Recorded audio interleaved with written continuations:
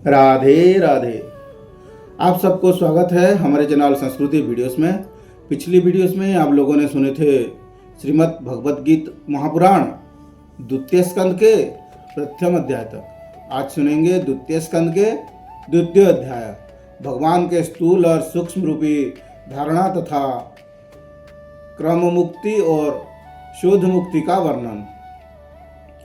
सुखदेव जी कहते हैं, सृष्टि के प्रारंभ में ब्रह्मा जी ने इसी धारणा के द्वारा प्रसन्न हुए भगवान से वह सृष्टि विषय की स्मृति प्राप्त की थी जो पहले प्रलय काल में विलुप्त हो गई थी। इससे उनकी दृष्टि अमोघ और बुद्धि निश्चयात्मक हो गई। तब उन्होंने इस जगत की वैसे ही रचा जैसे कि यह प्रलय के पहले था। वेदों की वर्णन शैली ही इस प्रकार की है कि लोगों की बुद्धि स्वर्ग आदि निरर्थक नामों फिर में फंसी जाती हैं। जीव वहाँ सुख की वासना में स्वप्न जैसा देखता हुआ भटकने लगता है, किंतु उस मायामय लोगों में कहीं भी उसे सच्चे सुख की प्राप्ति नहीं होती। इसीलिए विद्वान पुरुषों को चाहिए कि वह विविध मान वाले पदार्थों से उतना ही व्यवहार करें जितना प्रयोजनीय हो। अपनी बुद्धि को उनके निस्तारता के निश्चय परिपूर्ण देखें रखें और एक क्षण के लिए भी भगवान असावधान ना हो। यदि संसार के पदार्थ प्रारब्धवश बिना परिश्रम के यूं ही मिल जाए तब उनके उपार्जना का परिश्रम व्यर्थ समझकर उनके लिए कोई प्रयत्न ना करें। जब जमीन पर सोने से काम चल सकता है तब पलंग के लिए प्रयत्न करने से क्या प्रयोजन। जब भुजाएं अपने को भगवत की कृपा से स्वयं ही मिल जाती है तब तकियों की क्या आवश्यकता। जब जंजाल में काम चल सकता है तब बहुत से बर्तन क्यों बटरें। वृक्ष की छाल पहनकर या वस्त्रहीन रहकर भी यदि जीवन धारण किया जा सकता है तो वस्त्रों की क्या आवश्यकता। पहनने की क्या रास्ते में चिथड़े नहीं हैं। भूख लगने पर दूसरों के लिए ही शरीर धारण करने वाले वृक्ष क्या फल फूल की भिक्षा नहीं देते। जल चाहने वालों के लिए नदियाँ क्या बिल्कुल सूख गई है। रहने के लिए क्या पहाड़ों की गुफाएं बंद कर दी गई है। अरे भाई, सब ना सही, क्या भगवान भी अपने शरणागतों की रक्षा नहीं करते। ऐसे स्थिति में बुद्धिमान लोग भी धन के नशे में चूर घमंडी धनियों की चापलूसी क्यों करते हैं। इस प्रकार विरक्त हो जाने पर अपने हृदय में नित्य विराजमान स्वतः सिद्ध आत्मस्वरूप परम प्रियमत परम सत्य जो अनंत भगवान हैं, बड़े प्रेम और आनंद से दृढ़ निश्चय करके उन्हीं की भजन करें, क्योंकि उनके भजन से जन्म मृत्यु के चक्कर में डालने वाले अज्ञान का नाश हो जाता है। पशुओं की बात तो अलग है, परंतु मनुष्य में भला ऐसा कौन है जो लोगों को इन संसार रूपी वैतरणी नदी से गिरकर आपने कर्म यज्ञ दुखियों को भोगते हुए देखकर भी भगवान का मंगलमय चिंतन नहीं करेगा। इन असत विषय भोगों में ही अपने चित्त को भटकने देगा। कई साधक अपने शरीर के भीतर हृदयाकाश में विराजमान भगवान के प्रादेश मात्र स्वरूप की धारण करते हैं। वे ऐसे ध्यान करते हैं कि भगवान के चार भुजाओं में शंख चक्र गदा और पद्म हैं। उनके मुख पर प्रसन्नता झलक रही है। कमल के समान विशाल और कमल नेत्र हैं। कदम्ब के पुष्प की कसर के समान पीला वस्त्र धारण किए हुए हैं। भुजाओं में श्रेष्ठ रत्नों जड़े हुए उन सोने के बाजूबंद शोभायमान हैं। सिर पर बड़ा ही सुंदर मुकुट है और कानों में कुंडल है जिसमें जड़े हुए बहुमूल्य रत्न जगमगा रहे हैं। उनके चरण कमल योगेश्वर के खिले हुए हृदय कमल की कर्णिका पर विराजित हैं। उनके हृदय पर श्रीवत्स का चिन्ह एक सुनहरी रेखा है। गालों में कौतुभमणि लटक रही है वक्षस्थल कभी न कुल्हारने वाली बनमाल से घिरा हुआ है। वे कमर में करधानी, उंगलियों में बहुमूल्य अंगूठी, चरणों में नूपुर और हाथों में कंगन आदि आभूषण धारण किए हुए हैं।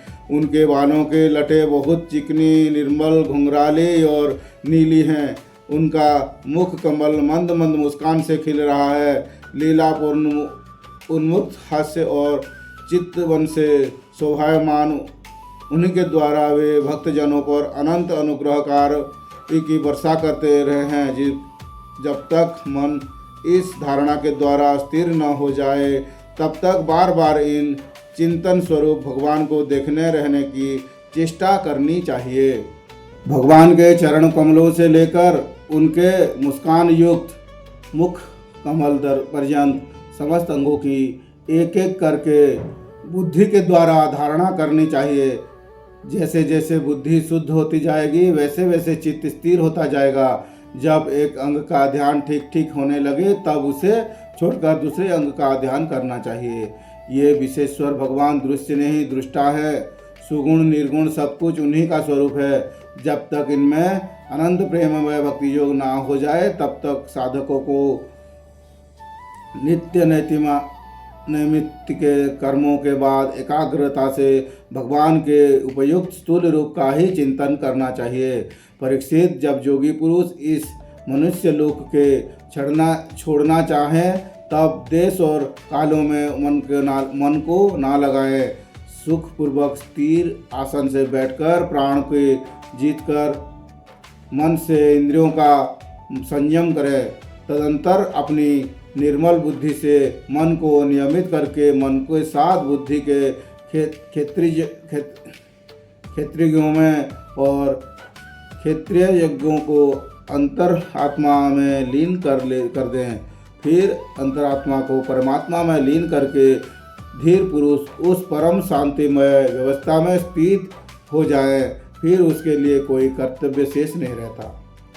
इसी अवस्था में सद्गुण भी नहीं है। फिर रजोगुण और तमोगुण की तो बात ही क्या है। अहंकार, महत्व और प्रकृति का भी वहाँ अस्तित्व नहीं है। उस स्थिति में जब देवताओं के नियम के काल की भी दाल नहीं गलती तब देवता और उनके अधीन रहने वाले प्राणी तो रह ही कैसे सकते हैं। योगी लोग यह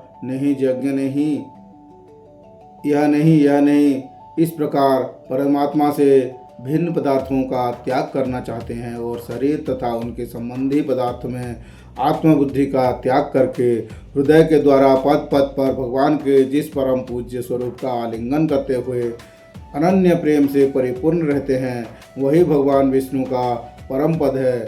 इस विषय में समस्त शास्त्रों की सम्मति है। ज्ञान दृष्टि के बल से जिसके चित्त को वासना नष्ट हो गई है उस ब्रह्मनिष्ठ जोगी को इस प्रकार अपने शरीर का त्याग करना चाहिए। पहले एड़ी से अपने गुदा को दबाकर स्थिर हो जाएं और तब बिना घबराहट के प्राण वायु को 60 चक्र भेदने की रीति से ऊपर ले जाएं। मनस्वी योगी को चाहिए कि नाभि चक्र मणिपुरक में स्थिर वायु को हृदय के अनाहत में वहाँ से उदना वायु के द्वारा वक्षस्थल के ऊपर विशुद्ध चक्र में फिर उस वायु को धीरे धीरे तालुमूल में विशुद्ध चक्र के अग्रभाग में चढ़ा दें। तदंतर 2 आँखें, 2 कान, 2 नासा छिद्र और मुख, इन तीनों छिद्रों को रोककर इस तालुमूल से स्थित वायु को उन्हीं के बीच अज्ञा चक्र में ले जाएं। यदि किसी लोक में जान के इच्छा ना हो तो अधीर घड़ी तक उसे वायु को वहीं रोककर स्थिर लक्ष्य के साथ उसे सहस्मार में ले जाकर परमात्मा में स्थिर हो जाएं। उसके बाद ब्रह्मरंध्र का भेदन करके शरीर इंद्रियों को छोड़ दें। परीक्षित, यदि योगी का इच्छा है कि मैं ब्रह्मलोक में जाऊं, आठों सिद्धियों प्राप्त करके आकाशचारी सिद्धि के साथ विहार करूं, अथवा त्रिगुणमय ब्रह्मांड के किसी भी प्रदर्शन में विचार करूं तो उसे मन और इंद्रियों के साथ ही लेकर शरीर से निकलना चाहिए। योगियों का शरीर वायु की भांति सूक्ष्म होता है। उपासना, तपस्या, योग और ज्ञान का सेवन करने वाले योगियों को त्रिलोक की बाहर और भीतर सर्वत्र स्वच्छ रूप से विचरण करने का अधिकार होता है। केवल कर्मों के द्वारा इस प्रकार वैरोकटोक विरचना नहीं हो सकता। परीक्षित, योगी ज्योतिर्मय मार्ग सुषुम्ना के द्वारा जब ब्रह्मलोक के लिए प्रस्थान करता है, तब पहले वह आकाश मार्ग से अग्निलोक में जाता है। वहाँ उसके बचे हुए मल भी जल जाते हैं। उसके बाद वह वहाँ से ऊपर भगवान श्री हरि के शिशुमार नामक ज्योतिर्मय चक्र पर पहुँचता है। भगवान विष्णु का यह शिशुमार चक्र विश्व ब्रह्मांड के भ्रमण का केंद्र है। उसका अतिक्रमण करके अत्यंत सूक्ष्म एवं निर्मल शरीर से वह अकेला ही महलों का में जाता है। वह लोक ब्रह्मवेत्ताओं के द्वारा भी बंदित है और उसमें कल्प पर्यंत जीवित रहने वाला देवता विहार करते रहते हैं। फिर जब प्रलय का समय आता है, तब नीचे के लोगों को शेष के मुखों से निकलती हुई आग के द्वारा भस्म होते देख वह ब्रह्मलोक में चला जाता है। जिस ब्रह्मलोक में बड़े बड़े सिद्धेश्वर विमानों पर निवास करते हैं, उस ब्रह्मलोक की आयु ब्रह्मा की आयु के समान ही 2 प्रार्थ की है। वहाँ ना शोक है, ना दुख, ना बुढ़ापा है, ना मृत्यु। फिर वहीं किसी प्रकार का उद्वेग या भय तो हो ही कैसे सकता है। वहाँ यदि दुख है तो केवल एक बात का, वह यही कि इस परम पद के ना जानने वाले लोगों की जन्म मृत्यु अत्यंत धीरे संकट को देखकर दयावशः कहाँ के लोगों को मन में बड़ी व्यथा होती है। सत्यलोक में पहुँचने के पश्चात वह योगी निर्भय होकर अपने सूक्ष्म शरीर को पृथ्वी से मिला देता है और फिर उतावली न करते हुए 7 आवरणों का भेदन करता है।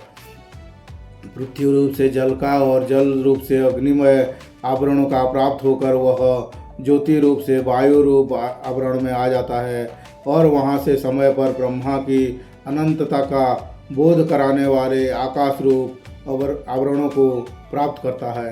इस प्रकार स्थूल आवरणों को पार करते समय उसकी इंद्रियों भी अपने सूक्ष्म अधिष्ठान में लीन होते जाती हैं। घ्राणेन्द्रिय गंधत मात्राओं में, रसतन मात्राओं में, नेत्र रूप मात्राओं में, त्वचा स्पर्श मात्रा में, श्रोत शब्द मात्रा में और कर्मेंद्रिय अपनी अपनी क्रिया शक्ति में मिलकर अपने अपने सूक्ष्म स्वरूप को प्राप्त हो जाती हैं। इस प्रकार योगी चंद भूतों के स्थूल सूक्ष्म आवरणों को पार करके अहंकार में प्रवेश करता है। वहाँ सूक्ष्म धातुओं को तामस अहंकार में, इंद्रियों को राजस अहंकार में तथा मन और इंद्रियों को अधिष्ठाता देवताओं को सात्विक अहंकार में लीन कर देता है। इससे बाद अहंकार के सहित लय रूप गति के द्वारा महत्त्व में प्रवेश करके अंत में समस्त गुणों को लय स्थान प्रकृति रूप आवरण में जा मिलता है। परीक्षित, महाप्रलय के समय प्रकृति रूप आवरण का भी लय हो जाने पर वह योगी स्वयं आनंद स्वरूप होकर अपने उसी निवारण रूप से आनंद स्वरूप शांत परमात्मा के प्राप्त हो जाता है। जिसे इस भगवतमय गति का प्राप्त हो जाती है, उसे फिर इस संसार में नहीं आना पड़ता। परीक्षित, तुमने जो पूछा था उसके उत्तर में मैंने वेदाक्त विविध सनातन मार्ग,